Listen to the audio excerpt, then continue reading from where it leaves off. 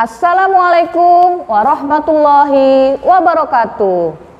Bertemu kembali dengan saya, Ibu Siti Tienti Wahyuni Nasution, Magister Pemikiran Islam dalam bidang studi Sosiologi di SMA Islam An-Nizam, Medan. Apa kabar anak-anak? Semoga semua dalam keadaan sehat walafiat, tetap semangat belajar sosiologi, karena sosiologi wonderful. Bismillahirrahmanirrahim. Faktor penyebab kekerasan. Yang namanya kekerasan merupakan masalah yang cukup mengkhawatirkan karena kekerasan yang terjadi telah menjerat sendi-sendi kehidupan. Munculnya kasus-kasus kekerasan dilatar belakangi faktor-faktor yang beragam. Berikut beberapa faktor penyebab kekerasan. A. Faktor individual. Beberapa ahli berpendapat bahwa setiap perilaku kelompok termasuk perilaku kekerasan selalu berawal dari perilaku individu. Faktor penyebab perilaku kekerasan adalah faktor pribadi dan faktor sosial. Faktor pribadi meliputi kelainan jiwa. Faktor yang bersifat sosial antara lain konflik rumah tangga, faktor budaya, dan faktor media massa. Perilaku kekerasan yang dilakukan oleh individu adalah agresivitas yang dilakukan oleh individu secara sendirian, baik secara spontan maupun direncanakan, dan perilaku kekerasan yang dilakukan secara bersama atau kelompok. Menurut McPhail, kekerasan atau kerusuhan massal walaupun terjadi di tempat ramai dan melibatkan banyak orang, namun sebenarnya hanya dilakukan oleh orang-orang tertentu saja. Tidak semua orang dalam kelompok itu adalah pelaku kerusuhan. Misalnya, kerusuhan para supporter sepak bola yang sebenarnya hanya dilakukan oleh orang-orang tertentu saja, namun akhirnya mampu memengaruhi pihak lain untuk melakukan hal serupa. Faktor penyebab kekerasan yang kedua adalah faktor kelompok. Seorang individu pasti memiliki kecenderungan untuk membentuk suatu kelompok dengan mengedepankan identitas berdasarkan persamaan ras, agama, atau etnik.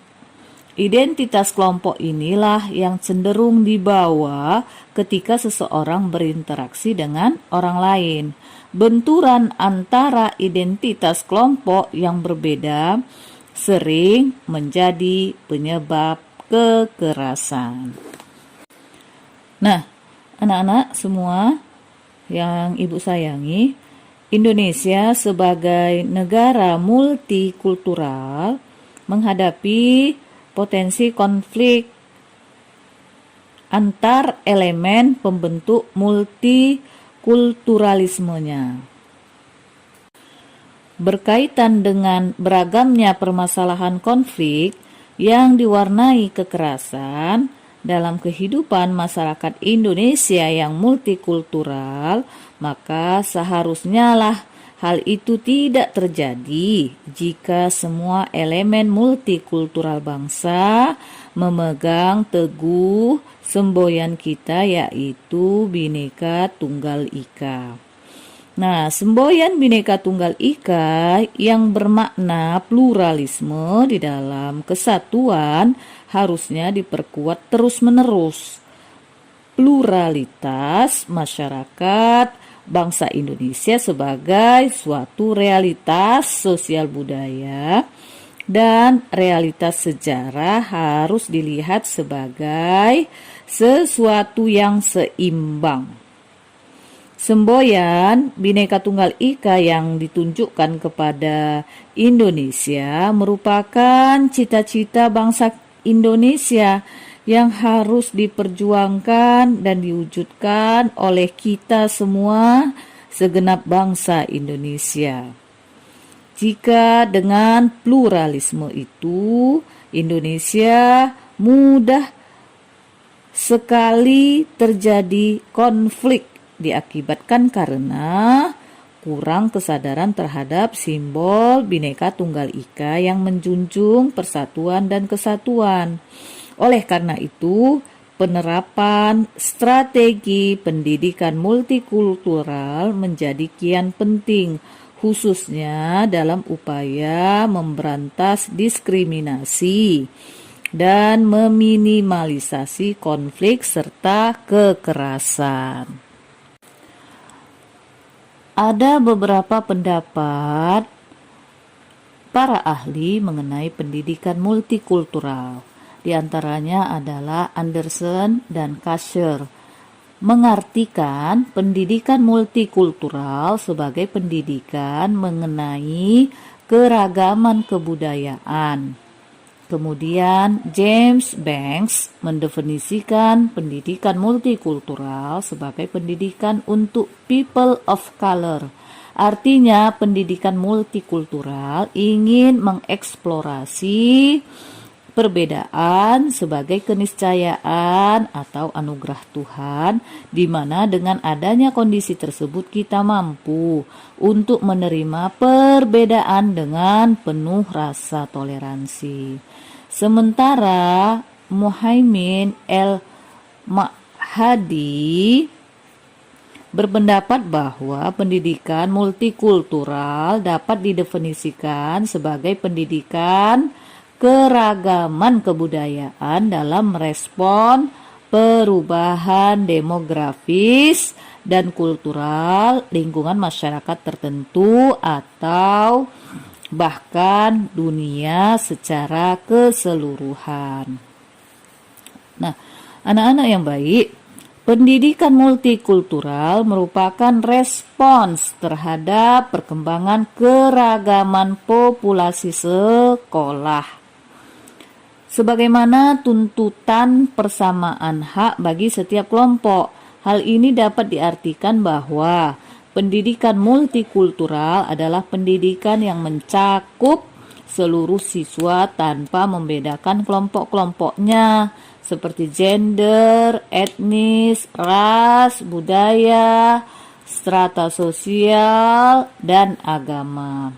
James Banks menjelaskan bahwa pendidikan multikultural memiliki beberapa dimensi yang saling berkaitan satu dengan yang lain, yaitu sebagai berikut.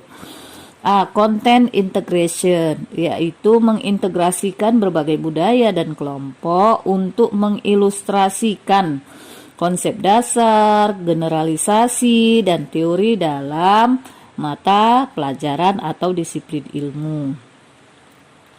Yang kedua, the knowledge construction process, yaitu membawa siswa untuk memahami implikasi budaya ke dalam sebuah mata pelajaran.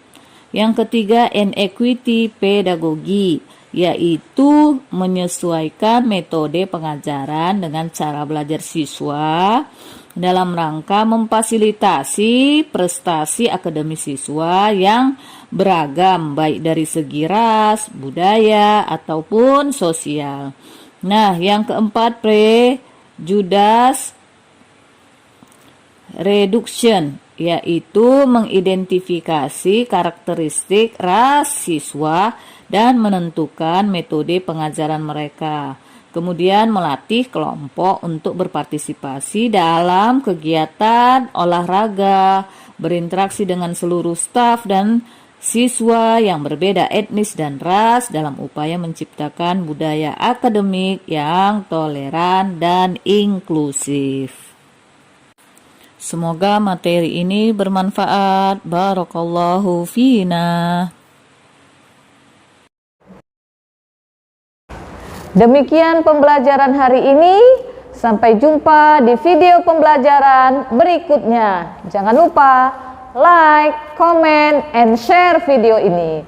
SMA Islam An-Nizam, unggul, cerdas, Islami. Assalamualaikum warahmatullahi wabarakatuh.